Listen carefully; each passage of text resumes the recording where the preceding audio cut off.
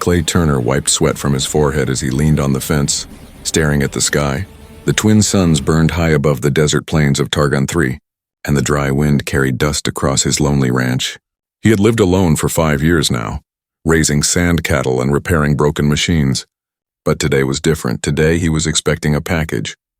Not just any package, a mail-order wife. After so many years of silence and hard work, Clay had finally applied for companionship through Earth's interstellar match program. He had asked for someone quiet, someone kind, someone who wouldn't mind the silence of the desert. The system matched him with a woman from New Seattle, and they had exchanged short, polite messages. The delivery was scheduled today at noon, and Clay had even cleaned up the house. The dishes were washed, the floor swept, and he put flowers, real ones, not synths, on the dusty table. Then he heard it. A low hum in the distance, growing louder. The sky shimmered as a small transport ship descended over the hills, sending up a whirlwind of dust as it landed on the flat near the barn. Clay stepped forward nervously, fixing his old hat and brushing his shirt. The ship's door opened with a hiss, and for a moment all he could see was smoke. Then she stepped out, not a woman from Earth. Not a soft-spoken bride, but an alien, tall and powerful. With blue-gray skin and piercing violet eyes, she wore a long coat that moved with the wind and heavy boots that made sharp sounds on the metal ramp. A wide-brimmed hat sat low on her head, and 2 glowing pistols were strapped to her belt. Clay froze. This was not what he ordered. Ma'am?" he called out, unsure if he should run or reach for his gun. The alien didn't speak, not at first. She scanned the horizon, then tossed a small ID chip at his feet. "Clay Turner?" she asked, her voice cold and sharp. He nodded slowly, still staring. "You were supposed to receive a woman named Mary Ellen," she said. "She won't be coming." Before Clay could ask why, 2 bodies rolled down the ship's ramp. Bounty hunters, both dead. Burn marks on their armor and holes in their chests showed they had been shot at close range. Clay stepped back in shock. "What the hell is this?" he asked. The alien took a deep breath and looked him in the eye. "My name's Kesh," she said. "They were after me. I needed an escape route, so I took the bride's place." "You? What?" Clay said, almost dropping the ID chip. "I used her name to get passage off the station. She's safe, I paid her," Kesh replied. "But this is the only place I could land without being scanned." Clay was speechless. He had been expecting a partner to share meals with, not a warrior with blood on her hands. "You can't stay here," he said, trying to sound firm. "I can," she said calmly. "Unless you want more bodies piling up."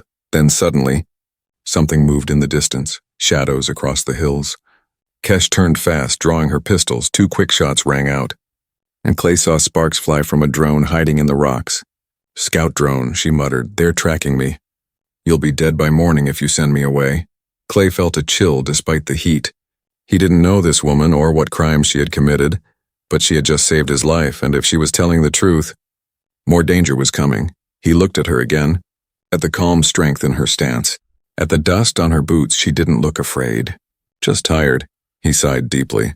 "You hungry?" he asked, motioning toward the house. Kesh nodded once. They walked back together through the dust and silence. Behind them, the sun lowered just a bit, painting the sky red as the ship powered down. Inside, Clay made 2 cups of synth coffee. Hands still shaking, Kesh sat at the table, eyes never leaving the window, gun still on her belt. He placed a mug in front of her and sat down. "Well," he said awkwardly. "Welcome to the ranch." She gave a small smile, almost invisible. "Thanks." "Husband," she said, the word thick with irony. But there was something else too, something deeper. Like maybe she meant it, even if just a little, and outside. The shadows were moving again, but this time, the ranch wasn't undefended. The next morning, the desert was quiet, but the air around Clay's ranch felt heavier than before. The suns rose slowly, painting the land orange and gold. But Clay Turner didn't feel peace. He stood outside with a cup of coffee, watching the blue-skinned alien walk across his land like she had lived there forever. Her boots crunched on gravel, her coat flapped behind her, and her hand never strayed far from her pistols. Her name was Kesh. She didn't smile, didn't laugh, and didn't talk much, but her eyes never missed anything. Every fence, every wire, every broken tool, she noticed it all in seconds, and yet Clay couldn't understand why she stayed. Inside the barn, she was fixing the drone she shot the night before. Why fix a machine you destroyed? Clay asked, standing in the doorway. Kesh didn't look up. It's still useful, she said. Just needs a new eye and a patched brain. Like you? Clay asked, half joking. She turned slowly, her expression unreadable. Exactly like me, she replied. And the silence that followed was louder than gunfire. That afternoon, Clay rode out to check the far field while Kesh stayed behind. He needed time to think, time to breathe. He wasn't used to company, especially not company that could kill him with a blink. But when he returned hours later, the broken windmill near the stables was turning again. She had fixed it without being asked. Over the next few days, she repaired things he'd given up on. The faulty water tank, the cracked solar panels, the old weather scanner on the roof. She moved like a ghost, fast and quiet, always alert. But Clay noticed something strange. She never entered the main house unless invited. She slept in the barn loft, wrapped in a blanket. Next to her guns one night, Clay walked into the barn holding a bottle of aged synth whiskey. He climbed the ladder and found her sitting in the dark, eyes open, staring at the stars through a hole in the roof. He offered the bottle, she accepted, and they sat in silence for a long time. Why here? He finally asked. You could have flown anywhere. She took a sip before answering. I grew up on a dust moon. Not much different from this, she said. Always wanted to live somewhere quiet. Clay raised an eyebrow. You call this quiet? Quieter than a prison cell, she replied. He didn't ask what she had done, not yet. But he knew she carried more than weapons. She carried something broken deep inside. Still, she wasn't cruel, wasn't heartless, just tired, like an old warrior with no more war to fight. The next morning he found her feeding his cattle, brushing the creatures with gentle hands. They didn't fear her, and she didn't flinch when one licked her fingers. You ever seen a cow before? Clay asked from the gate. Once, she said. On a menu. He chuckled, and she smirked. A real smirk this time. The first sign of something soft behind her hard shell. Later, Clay cooked breakfast and called her in. She hesitated at the door, looking unsure. You're welcome, he said, pulling out a chair. She sat slowly, like she was afraid the moment might vanish as they ate. He finally asked the question that had been sitting on his tongue for days. Kesh, what are you running from? She didn't answer at first, just stared at the cup in her hands. Then she said, I killed the wrong people for the right reasons. And the right people for the wrong ones. Clay didn't interrupt. I was part of a unit, special work, high clearance. Dirty jobs, she continued, until I refused an order, and they branded me a traitor. He nodded slowly. You don't need to tell me more, he said. But I will, she replied, because if I'm staying here, you should know who I am. And for the next hour, she spoke not of names or battles, but of regrets, silence and scars. Clay didn't speak, he just listened. And when she finished, he stood, poured another drink and said, Then you stay. That night, for the first time, she slept inside the house. Not in his room, not in his bed, just under the same roof. It was a small change, but to her it meant trust, and to him, it meant he wasn't alone anymore. The desert town of Dustbar was 10 miles from Clay Turner's ranch, a dry, quiet place with rusty buildings, one fuel pump, and a bar that smelled like old metal and hotter secrets. Clay didn't visit often, but the ranch needed supplies, cattle feed, spare parts, and fresh water filters, so one early morning, he took his hover truck and drove into town, leaving Kesh behind to watch the land. When he entered the general store, he noticed it right away, strangers big, loud men in armored jackets carrying sidearms with full energy cores. They leaned against the counters, talking in sharp whispers. Their faces covered in old war tattoos. Clay's gut told him trouble had arrived. And he was right. At the bar next door, the strangers ordered drinks, tossing credits around like they owned the place. One of them, taller than the rest with a robotic eye, was asking questions. You seen a tall alien woman around here? He asked the bartender. Blue skin, violet eyes, fast hands. The bartender shrugged, but Clay could feel the room tighten. He quietly paid for his supplies and left, his boots crunching in the red dirt outside. He didn't look back, but he could hear the voices inside getting louder. You think she's here? One man said. She stole a ship, killed 2 of ours, and disappeared near this sector. We'll find her, the one with the cyber eye said. And when we do, she won't be running anymore. Clay drove home faster than usual, the truck bouncing over every rock and rut. When he arrived, Kesh was on the roof adjusting the antenna. She saw his face before he spoke and climbed down in one motion. "What happened?" she asked. Clay dropped the feed sacks, dust rising around his boots. "Mercenaries," he said. "Asking about you." Kesh didn't flinch, but her hand drifted to her pistol like a reflex. "How many?" "4, maybe 5, but they're organized," he said. "One has a cyber eye, seemed like the leader." Kesh's eyes narrowed. "Vol," she whispered. "Darek Vol, ex-Black Ops. Now a bounty captain. You know him?" Clay asked. "Too well," she said. "He trained me, and then tried to kill me." They spent the evening boarding up windows and locking down the barn. Kesh set up tripwires and sensors around the ranch while Clay armed his old shotgun. He hated fighting, but hated the idea of losing her more. He had no idea when it happened, but somewhere in those days, the ranch had stopped feeling empty that night. They sat by the fire in the small living room. Kesh cleaned her pistols while Clay stared into the flames.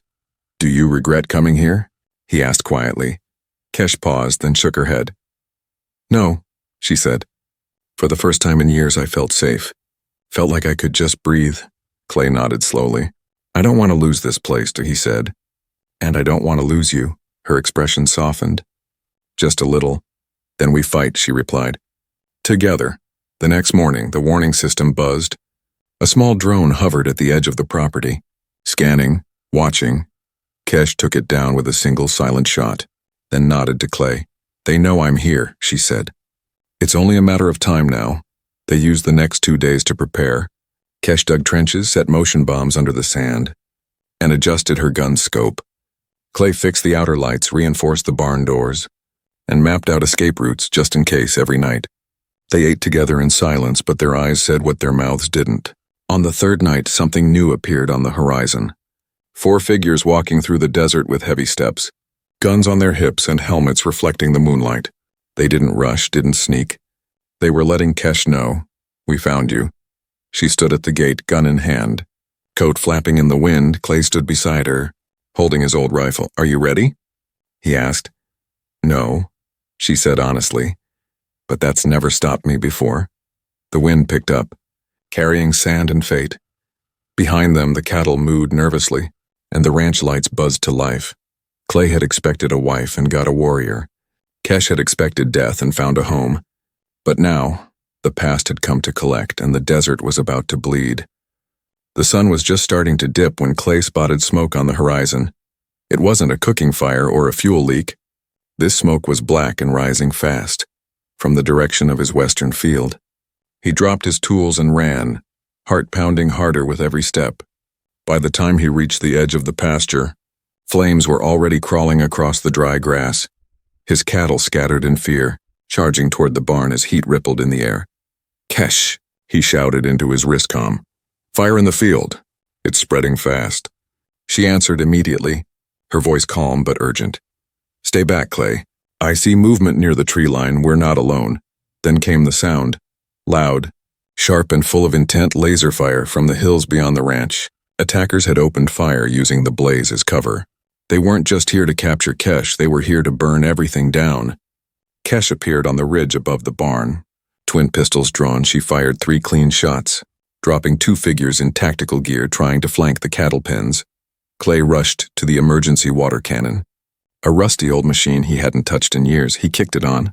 Water sprang wildly until he wrestled the nozzle under control. The fire hissed as water hit it, but the wind was cruel that evening. It blew hot and fast, pushing flames toward the barn and house. Kesh ducked behind a feed bin, returning fire at shadows slipping between the fences. Her coat caught sparks and she tore it off without slowing. Clay saw one of the attackers running toward the generator and took his shot. The old rifle kicked hard, but the bullet struck the ground near the man's feet. The intruder stumbled, then turned to fire back. Clay ducked just in time, feeling the heat of the beam pass over his head. Kesh was already there, charging forward with a knife in one hand and rage in her eyes. She tackled the attacker to the ground, silenced him in seconds, and then looked up at Clay. "You need to get to the barn," she yelled. "If that burns, we lose everything." Together they fought the fire, side by side, human and alien. Clay worked the water cannon while Kesh shot the barrel open on a fuel drum to spill liquid firebreak. It was dangerous, desperate work, but it worked. By the time night fell, the fire was mostly out. The field was black and smoking. A dozen cattle had fled into the hills, and scorch marks covered the fence posts. But the house still stood, and so did they. Kesh sat on the porch steps, arms resting on her knees. Blood smeared her cheek. Her hands burned and blistered. Clay brought her a wet cloth and crouched beside her. "You all right?" he asked softly. She nodded, but her eyes stared at the darkness beyond the ranch. "They'll come again," she said. This was a test. Clay sat beside her, the warmth of the fire replaced now by the cold breath of danger. "I'm not running," he said. "Not from them. Not from you." Kesh turned to look at him, eyes wide with something close to fear. "Why?" she asked. "Why protect me? You barely know me." Clay gave a tired smile. "Maybe that's true, but I know how it feels to live every day waiting for the next bad thing to happen," he said. "And I'm done waiting." For the first time since she landed, Kesh looked unsure. "Not of the battle, but of herself," she whispered. "No one's ever fought beside me before, not after knowing the truth." Clay placed a hand gently over hers. "I don't care who you were," he said, "only who you are now." That night, she didn't sleep in the barn. She didn't sleep at all. She stood on the porch, weapons reloaded, watching the stars, waiting. And in the dark hills beyond the ranch, eyes watched back. The fire in the fields had been just the beginning. The real storm was coming. 2 days after the fire, the air still smelled like burnt metal and ash. The ranch was quiet, but the quiet didn't feel peaceful. It felt like the space between thunder and lightning. Something was coming, and they both knew it. Clay spent the morning fixing the southern fence line, while Kesh stood on the watchtower with a long-range scope. She hadn't slept much since the attack, and every time the wind moved, her hand went to her weapon. Clay offered her breakfast, but she just nodded, her eyes still scanning the horizon. Around noon, a sharp humming echoed in the sky. Clay looked up to see a sleek silver drone dropping from the clouds. It hovered silently above the ranch, then projected a bright blue light onto the yard. Kesh stepped forward, her shoulders tense, her gun halfway drawn. "Wait," Clay said. "It's government-issued, not mercenary." The light formed into a spinning image, a hologram with an official emblem. Then a voice came through, cold and robotic. "Attention. A Level 2 intergalactic warrant is active for subject Kesh Yarn. Suspect is to be detained dead or alive. Reward 500,000 credits." Clay's stomach dropped. 500,000 credits, that kind of bounty didn't go unnoticed. It brought entire armies. Kesh didn't move. She just stared at the hologram as it listed her crimes. Espionage, desertion, theft of classified technology, unlawful termination of military assets. Words that sounded distant, like they belonged to someone else. Clay stepped closer, his voice low. "Is any of that true?" Kesh didn't speak for a long time. Then finally she said, "Some of it. I ran from a mission," she added, "but only because the mission was wrong." She walked away from the projection and into the barn. Clay followed her, watching as she took off her holster and sat on a barrel. Her eyes looked older than her face, like she had lived 100 lives already. "I was part of Black Blade," she began, "a special unit that didn't ask questions. We followed orders, no matter how dirty." Clay listened, not interrupting. "One day, the order came to wipe out a mining colony," she said, her voice flat. "They said it was harboring rebels. But it wasn't," she whispered. "It was full of civilians, families, children." She closed her eyes. "I refused, and when I tried to warn the colony, they sent a kill team for me. I've been running ever since." Clay sat down beside her, letting the weight of her words settle in the air. "Why didn't you tell me sooner?" he asked gently. "Because I wanted to believe I could just be someone else for a while," she said. "Not a fugitive, not a soldier, just a person." Clay nodded slowly. "You are a person," he said, "and I've seen who you really are. You saved my land, you protected my animals, and you stood your ground when it mattered." Kesh looked at him, her violet eyes softening. "But now that warrant makes you a target too," she said. "If you stay near me, you're in danger." Clay leaned back, wiping dust from his hands. "I've lived alone for too long, Kesh," he said. "You're the first person who made this place feel alive again. I'm not walking away." Suddenly, the alarm bell on the ridge buzzed, motion detected. Kesh and Clay rushed out and checked the scanner. 2 heat signatures, fast-moving, headed toward the eastern boundary. "Scouts," Kesh said, loading her rifle. "They'll report back to the bounty team," Clay added. They'll know you're still here. They split up. Kesh went around the rocks while Clay took cover near the tool shed. Within minutes, 2 masked figures crept into view. Scanning with field goggles, Clay held his breath, waiting. One of the scouts moved closer to the barn, raising a signal flare, but before he could fire it, Kesh shot clean through the flare gun, the explosion lighting up the afternoon like fireworks. Clay jumped up and tackled the second scout, wrestling him to the ground. Kesh approached quickly and cuffed him with old ranch chains. He looked terrified when he saw her face. "Tell your crew," she said coldly. "Next time they send scouts, I won't be this kind." The man nodded furiously, and she released him. He ran without looking back. As the sun began to fall, Clay and Kesh stood by the fence. A warning had been given and a line had been drawn. "This isn't just your fight anymore," Clay said. "It's ours." Kesh looked at the land, the barn, the hills, and then back at him. "Then we better prepare," she said, "because next time, they won't knock." The wind on Targon 3 changed that morning. It blew cold from the northern ridge, and even the sand felt sharp against Clay's skin. He stood on the porch with a rifle in hand, staring toward the horizon. He didn't need the scanners to know they were coming inside. Kesh tightened her gloves and checked her weapons. She had been quiet all night, eyes open, muscles tight, like a storm waiting to be unleashed. Clay placed a cup of coffee beside her. "You're not alone," he said softly. "I've always been alone," she replied, not looking at him. "Not anymore," he whispered, just before noon. A line of vehicles rolled across the hills. 3 sandbikes, a crawler, and 1 armored hover truck. Dust clouds rose behind them as they moved in formation. Slow and heavy. At the front was a tall man in a long black coat, silver armor underneath, and a mechanical spine that glowed through his skin. Darik Vol Kesh stepped out into the sunlight, her coat fluttering, her hand resting on the pistol at her side. Clay followed her. Though every step made his chest tighter, Vol stopped 100 feet away and raised his hand, signaling the others to halt. "Well," he called out, his voice smooth and cruel. "You survived longer than I expected." "I tend to do that," Kesh replied. Her voice steady as stone. Vol grinned. "I'm not here for your ranch friend," he said. "This isn't personal for him, but it is for us." Clay stepped forward, his voice firm. "If you want her, you'll have to go through me too." Vol chuckled. "Cute," he said. "But this is between soldiers, not ranchers." Kesh raised her hand. Signaling Clay to stop, she stepped forward alone, each boot hitting the ground with purpose. "I challenge you, Darik," she said loudly. "Old code, 1-on-1. The bounty hunters behind him looked shocked. But Vol's grin widened. "You think a duel will save you?" he asked. "No," she said.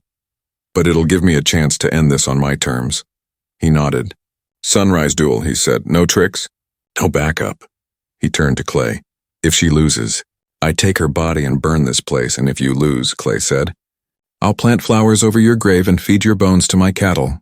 Vol laughed and walked away, his men following. The time was set, the duel was real, and death was only 1 sunrise away. That night, Kesh sat on the porch, cleaning her pistol again and again.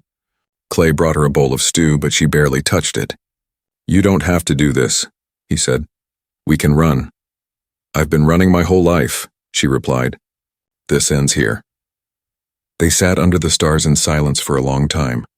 Then she finally spoke. "If I don't make it," she said, "I need you to destroy the warrant drone core in my ship. I won't let them turn me into a trophy." Clay reached over and held her hand. "You'll make it," he said.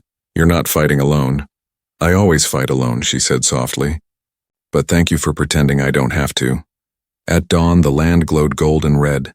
Clay stood at the barn roof with a long scope, watching the duel ground. Kesh walked alone into the open space where Vol waited. Both of them stood 10 paces apart, hands at their sides, weapons holstered. No words were spoken. The sun peeked over the hill and both moved like lightning. 2 shots rang out, one after the other. Smoke rose, birds scattered, and silence returned. Clay's heart stopped. Then he saw it, Kesh still standing. Her pistol smoking, Vol was on his knees. Blood pouring from his chest, she walked up to him, kneeling as he coughed his last breath. "You lost," she said. Vol smiled through the pain. "Not yet," he whispered and reached for a hidden blade. But Kesh was faster. 1 final shot, point blank. Vol collapsed, this time for good. The rest of the bounty hunters stepped forward but didn't fire. One of them, an older woman with a scar over her eye, raised her hand. Honors paid, she said. Duel's done. They turned and left. No one wanted to die for a dead man's grudge. Clay ran to her and hugged her tight. You did it, he said. No, she replied. Exhausted, we did. The sun was rising on a quieter morning than Clay Turner had seen in years. There was no fire, no gunshots, no distant shapes on the hills, only the soft rustling of wind across the sand, and the sound of cattle returning to graze for the first time in weeks. The desert felt like home again. Not a war zone. Kesh stood near the water tank, watching the sky as it turned soft gold. Her coat was torn, her boots dusty, and a healing scar stretched along her jaw. But her eyes were calmer now, and for the first time, her hands weren't resting near a weapon. She was just standing there like someone who belonged. Clay walked up beside her, carrying 2 mugs of hot synth coffee. She took one and nodded without a word. They both sipped slowly, staring at the same open sky. So, Clay finally said, you still thinking about leaving? Kesh didn't answer right away. She glanced at the barn, at the newly patched fences, and at the house with the curtains she had picked out. I was never supposed to stay, she said. This wasn't part of the plan, Clay chuckled. You think my plan was to get shot at, nearly burned alive, and then fall in love with an outlaw? She looked at him sharply, surprised. His words hung in the air like a delicate thread. Clay didn't pull it back. He let it stay there, honest and open. Yeah, he said again, I love you. Even if you came in the wrong package, Kesh turned away. But her shoulders sank. I don't know how to be someone's wife, she said quietly. I know how to survive, how to fight, how to run, but I don't know how to stay. Clay stepped closer, placing his hand over hers. You don't have to be anything but here, he said. We'll figure the rest out together. That afternoon, Kesh walked to the ship she had hidden behind the barn. Inside, she pulled out the Bounty drone core, the black box that held her identity, her crimes, and her past. She stared at it for a long time, then crushed it with a plasma hammer. The pieces sparked and sizzled, the past turning into ash. She returned to the house where Clay was planting new desert flowers near the porch. He looked up, wiping sweat from his brow. Ready to be someone new? He asked. Kesh nodded. Ready to try. Over the next few weeks, life on the ranch became something softer. Kesh fixed the old tractor and helped Clay tag cattle. She learned to cook, not well, but enough to surprise him with burnt but edible bread. Clay taught her how to laugh again, and in return, she taught him how to fight smarter. They painted the house together, repaired the roof, and even built a new fence post with both their names carved into it. And though the desert was still harsh, the silence now felt full instead of empty. One evening, as the stars appeared over the wide sky, Clay brought out a small box. Kesh sat on the porch steps, watching him with curious eyes. He opened the box and revealed a simple silver ring. No diamonds, no symbols, just a smooth circle. I never got the bride I ordered, he said softly, but I got the partner I didn't know I needed. Kesh stared at the ring, her throat tight. I'm not soft, she said. I don't know how to be gentle, Clay smiled. I don't want gentle, he said. I want real. And you're the realest person I've ever met. She took the ring, slid it on her finger, and whispered, Then I guess I'm your wife now. They married the next day, not with crowds or music. Just the two of them, a dusty field, 2 moons in the sky, and a promise shared in quiet words. No vows, no speeches, only one sentence that mattered. We stay. Kesh became part of the land after that. The townspeople learned not to ask questions, and the mercenaries never came back. She rode beside Clay during cattle drives and held his hand during storms. They argued sometimes, laughed more often, and built something stronger than either had known before. She wasn't the wife he ordered. She was the warrior fate had sent. But in the end, she was everything he needed. And for the first time in her life, Kesh wasn't running from anything. She was home,